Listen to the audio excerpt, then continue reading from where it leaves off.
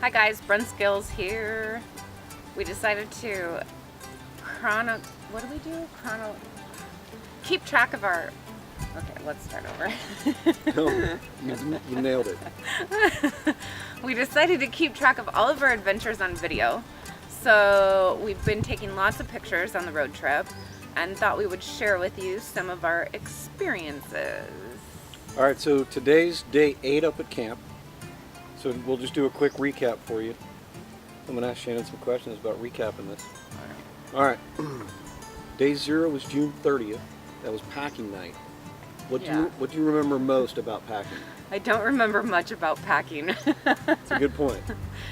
Always on the last day that Scott works, I get stuff organized in the house, and then the minute he gets home, we start partying. So much fun, but drunk packing was not our smartest move. Would you recommend drunk packing to your friends? No. I think we probably left 5% at home that we forgot. 60% in the truck, we had no idea where we put it, but we knew it was there. And then the other 40%, we were pretty confident that we knew where it was. So that was packing day. Day 1 of driving. Yeah. After drinking and packing, never a good idea to start a 5-day road trip with a hangover, but we did. And so what do you remember about day 1 driving? Freaking boring. It's all through like Texas, Oklahoma, flatland. I just remember being bored out of my mind. Because day 1, the mission was to get to Denver to visit our friends, Phil and Michelle. Shout out to them. Thank you so much for everything. Always a great first stop, but you got to battle. It was 14 hours. Up Oklahoma on 35 and then over 70 through Kansas. And it was a solid 14 hours door to door with only 3 pit stops for fuel and dogs.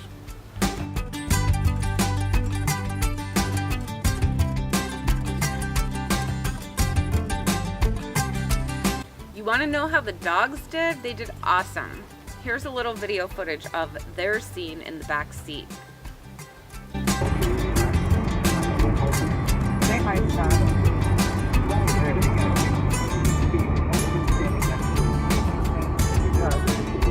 Go back to the car. Dumpy, lay down. Dumpy, lay down. Where's Mac? Mac. We're on the road.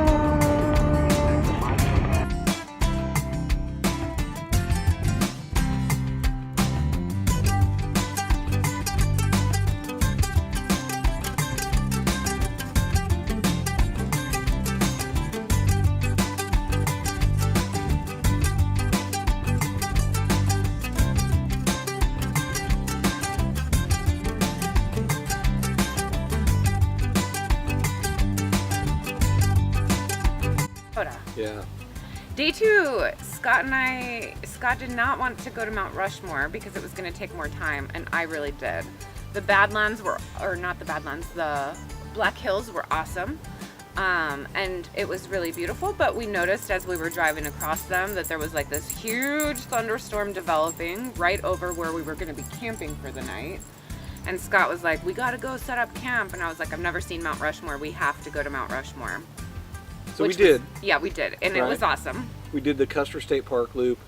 And the buffalo. It was so funny. People were like letting their kids run out that was to the donkeys. Oh, to some donkeys, and I'm thinking, who lets their kids run up to wild animals? That seems crazy to me, unless you really don't want kids anymore, Yeah, right? if you don't like your kids, send them running straight towards a herd of donkeys. Yes. With a camera, just in case. Yeah.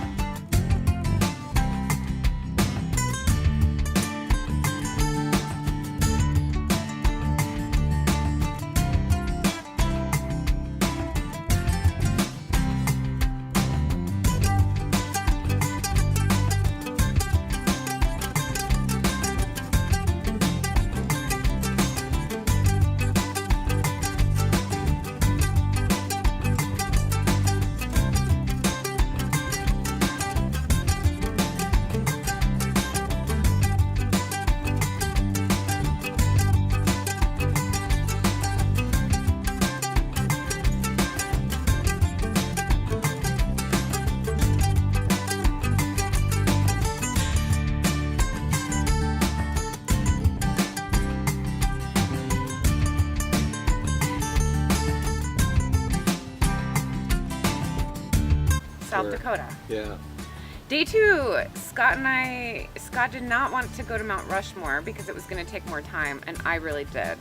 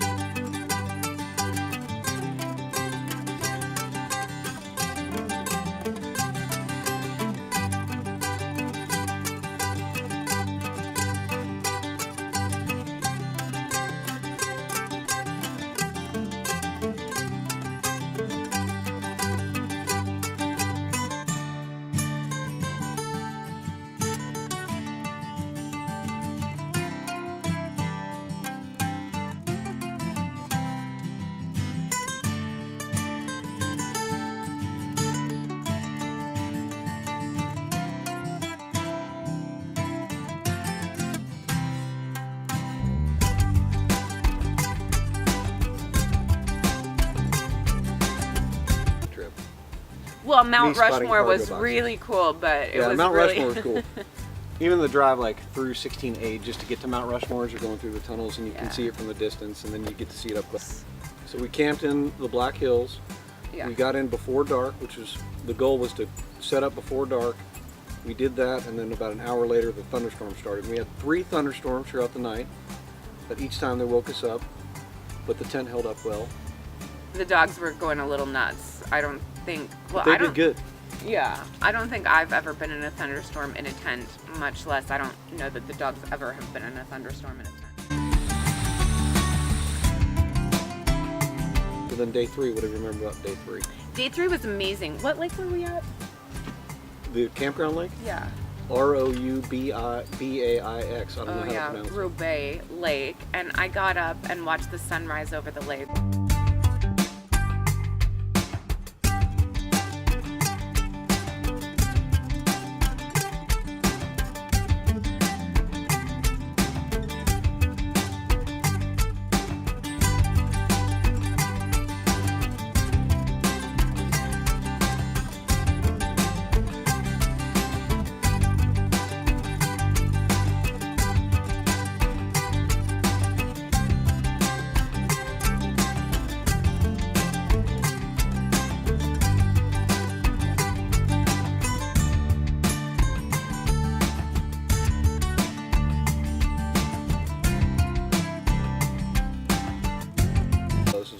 Right in your face. We got to stop at the place where Scott's dad was born, Deadwood, South Dakota. Did a swim through Deadwood at like 6 o'clock in the morning. Sunrise before we were the only people driving through town. Yeah. Sunrise on the 4th of July? Yeah. No, 3rd on the of 3rd July. of July. Yeah, it was really good.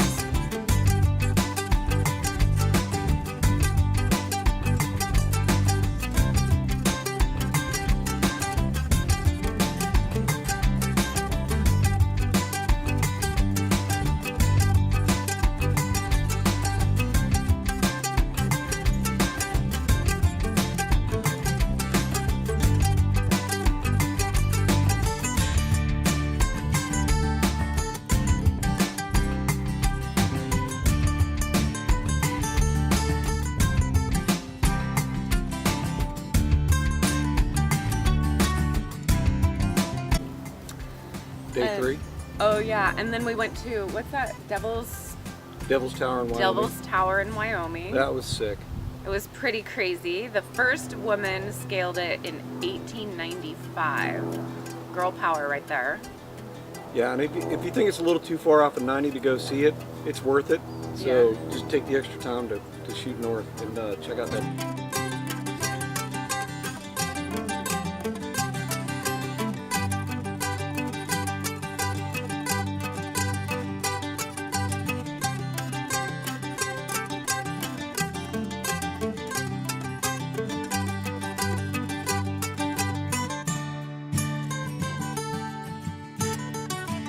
Montana. So it's basically just a long day of power driving across 90 in Montana until we got to Missoula, which is where we had a hotel arranged. So we were actually going to get a hotel, shower, bath, that sort of good stuff.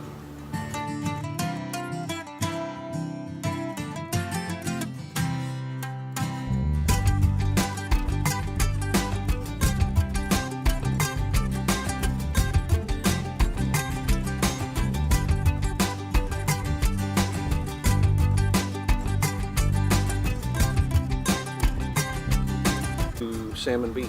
Yeah. Day 4 and was 4th Scott. of July. Oh yeah, yeah. Day 4 was Scott and I got in our first fight, which might have been one of the low points of the trip. I was pretty sure we were getting divorced. All over taking pictures. And that was like at the end of day 4 at Snoqualmie Pass. So it's like you're almost there, and then production got shut down. It did. There was a worker strike. That's what happens when you let unionized employees run the circus. Yes. So then we ended up at Salmon Beach for the 4th. Yeah. Salmon Beach is this little community in Tacoma. You literally have to hike down 210 stairs to get to the houses, and the houses are built on pylons out on the water. So literally the Puget Sound comes up underneath the houses, and we had so much fun there.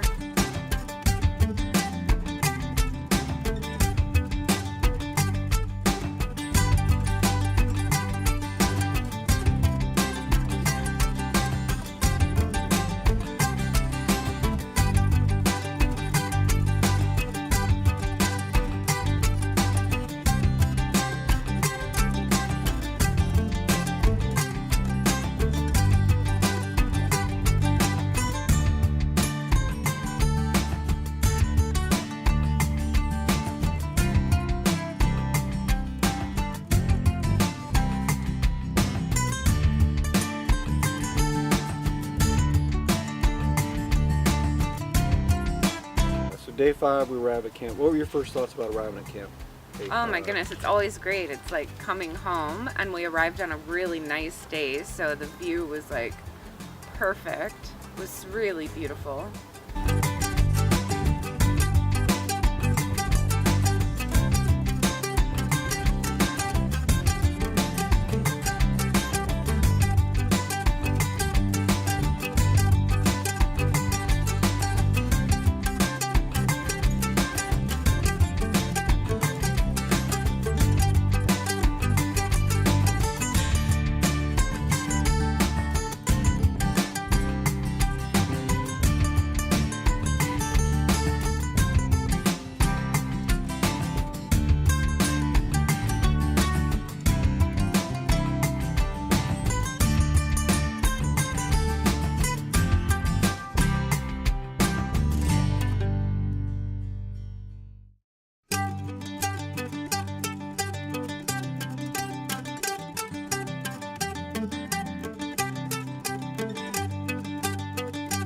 And then we've had a lot of work done on the cabin since we left last year. So we had some flooring put in, we had the cabin stained, there was a roof put over the porch. It was awesome to see our new digs. And I think all the previous years we get here and we have to set up camp and put up tents and like do all this stuff, but literally all we had to do was take our clothes from the truck to the cabin and make the bed. It was awesome. So here's our little cabin. So much fun. What we realized is our solar panel, now that we have this roof over the porch, we have to find a new home for it. So we're having those trees right there cut down. We have a call into the guy so that we get sun to the solar system, because right now it's just hanging out by the porch, getting charged somewhat, but not as optimally as it could be. So here's our little path going down, and here is our covered porch, cooler for beverages, the dog's water. We have this material on the ground right now just because we don't want it to warp. We're going to use it for a project we have coming up next week. But we have our little chairs.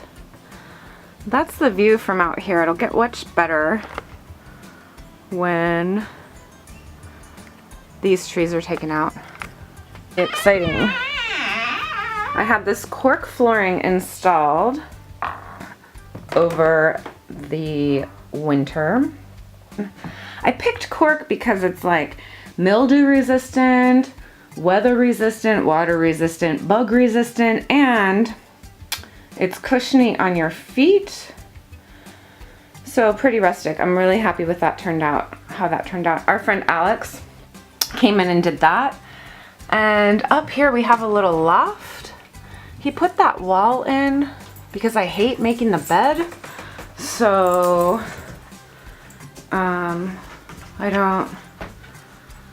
that's the video from downstairs, or the image from downstairs in the loft. It's really nice, and I don't know if you can see, we have like all windows down here all the way around, so it feels a lot bigger. Then we have windows up top. Last year we had, so here's our extra flooring. We're doing a project in a week where we're going to use those materials.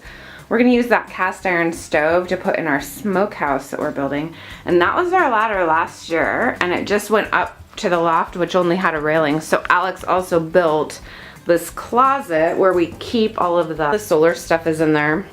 But yeah, so really nice to have a little bit more storage. We also have all these pegs on this wall that hang like all of our coats and jackets. And here in the PNW, it gets really warm during the day, but then cools off at night. So then now we have this nice big ladder with 6-inch rungs so that we can climb up to the top.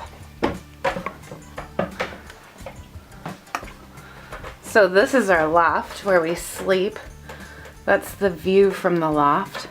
My friend Miranda helped me build these shelves for our clothes. And we did the cork flooring up here too, which is pretty cool. And here's my favorite part of the loft. It's the view we have when we wake up, and the sun rises right over there. Check out these pictures of the sunrise. It's beautiful.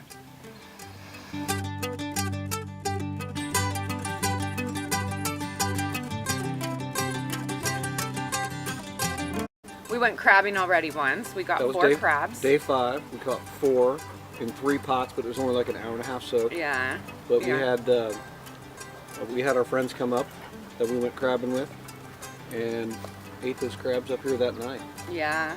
That was cool. That was fun.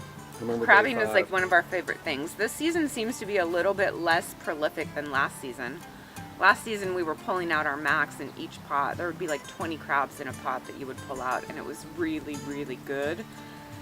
And we'll see. So we did that. Yeah, day 4 we got our licenses. Day 5 went crabbing. Other than that, in 8 days, I've been to town 4 times, and it's all real simple, quick hits now. I try to minimize my driving in town, where it's just straight down to the storage shed. Then there's a place there called Gabby's that is a drive-through coffee stand with also sandwiches. Yeah, if you're driving on the... We've eaten there every day. If you're driving... In 8 days at Gabby's. If you're driving on the 101 out on the Olympic Peninsula and you come to Hooker Road, make sure you make a right onto Carlsberg Road, and there's a little coffee shop. It's drive-through named Gabby's, and they make the best sandwiches. It's 1 mile off the 101. North, I guess it'd be north towards Canada. Oh yeah. We've been eating there a sandwich every day. It's so good. So good. Every day a sandwich at Gabby's. Yeah. Home Depot twice, Thomas Builder Supply twice, and then Cheryl's for coffee, and that's it. Sherwin-Williams once, but I mean, it's most of the time we've just spent up at camp, just kind of hanging out. Kind of recouping, I feel like, because the trip was pretty long. I've spent a lot of time resting. I've taught 3 yoga classes so far out here. Okay, favorite part of the drive, Scott. Favorite part of the drive was Devil's Tower. Really? Yeah, I'm gonna go with Devil's Tower because I hadn't seen it before. Yeah. All right. My favorite part was the game. So day 1, Scott was like, "Do you ever notice like when I got a camper shell on the Toyota?" Oh, so we borrowed a cargo box. Cut me off. I know. From Team Aber. Yeah. So shout out to Team Aber. That thing was money. It Yeah. housed like 90% of our camping equipment, and then I just started noticing All the cargo boxes. So Yeah. he says to me, I'm gonna say something every time I see a cargo box. And I had no idea how many he was gonna be saying because I was reading on my Kindle during the first day of the drive. It was nothing really to see outside. but there's a lot of them on the road. So I tell him he has to say the word chicken. So that's what's been going on with us so far. Stay tuned. If you like this video and you want to keep up with us and what's going on, we are living off the grid up in the Pacific Northwest on 5 acres that we own. So we have to do all kinds of crazy stuff that I never in a million years thought I would be doing. If you like this video, make sure you subscribe. Watch what comes next with Team Brunskill. Yeah.